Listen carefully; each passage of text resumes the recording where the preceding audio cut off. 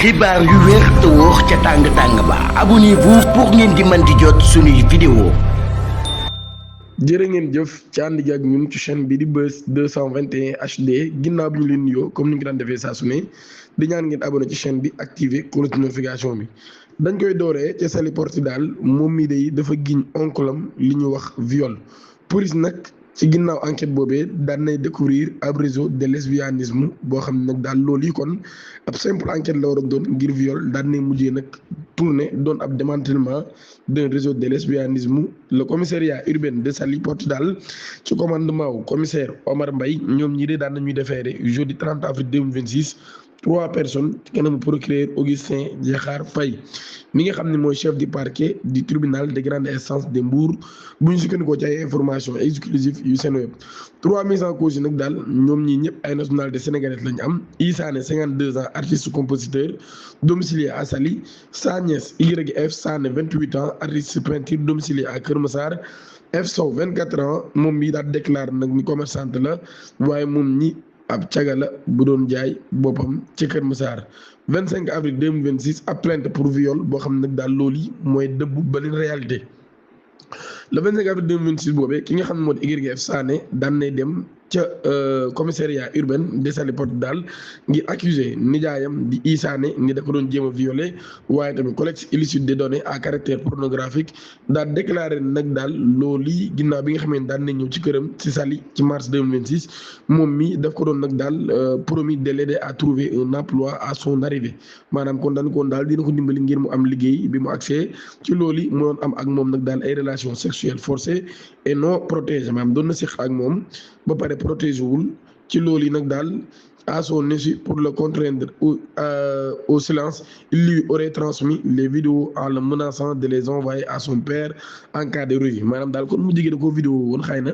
doon ko wan vidéo yi di ko wax nag daal bu noppiwul wala mu nangu li koy def moom dina ko yónnee bàyyam ba tey loolu yi muy préciser que nag daal samedi 25 avril après être rentré tardivement il l'a agressé et lui demandé de quitter le domicile craignant la diffusion de ces vidéos intimes sur le site. Elle décide de saisir la police. Une enquête est aussitôt ouverte et une équipe dépêchée pour interpeller le mis en cause. Issané convoqué daan nay weddi lépp lu jëm ci wàllum viol waaye dem daal di révéler la partouze à 3 convoqué la partouze à 3 convoqué conduit au commissariat Issané daan nay weddi lépp lu jëm ci wàllum viol waaye dem daal di reconnaître nag am na ay relations sexuelles filmées avec sa nièce. Allahu akbar. seq naa ñeesam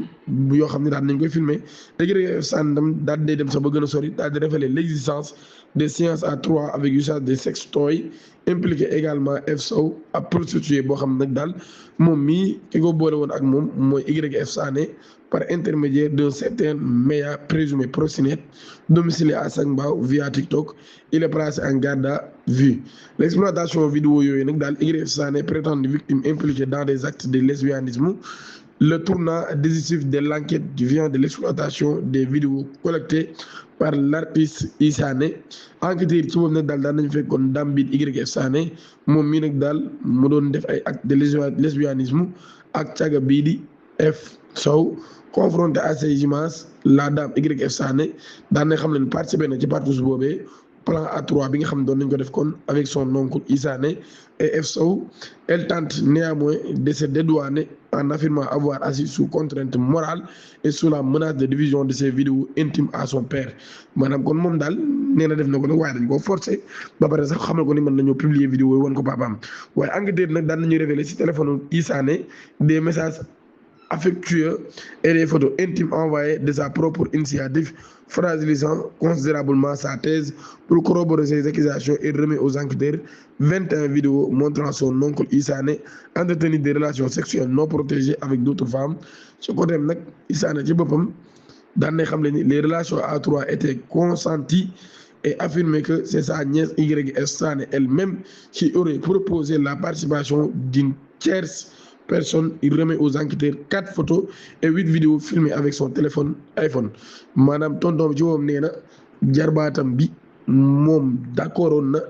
ci plan A3 bi te moom sax moo ko proposé ci loolu li daan nay jox enquêteurs yi 4 photos ak 8 vidéos yoo xam ci téléphone la ko jëlee. Interrogé à son tour la prostituée F Sow daan nay confirmer ni moom mi demoon na ci domicile Issané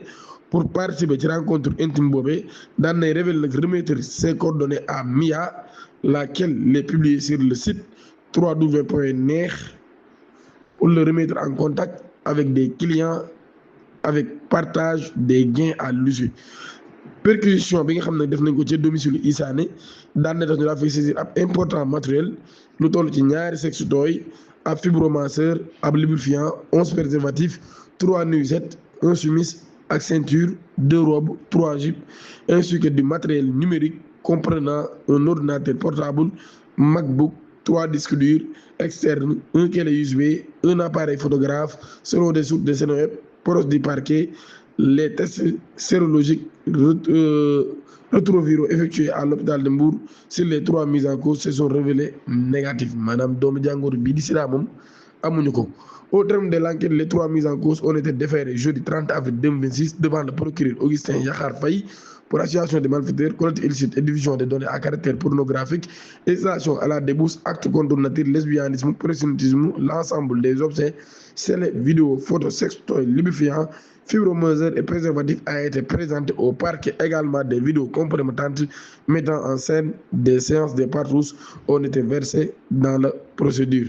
Mbirum Pape Cheikh Diallo 88e interpellation bi identité wu maarab bi nga xam ni moom la ñu wax ni jege na lool ay mbër daan nañ koy jàpp.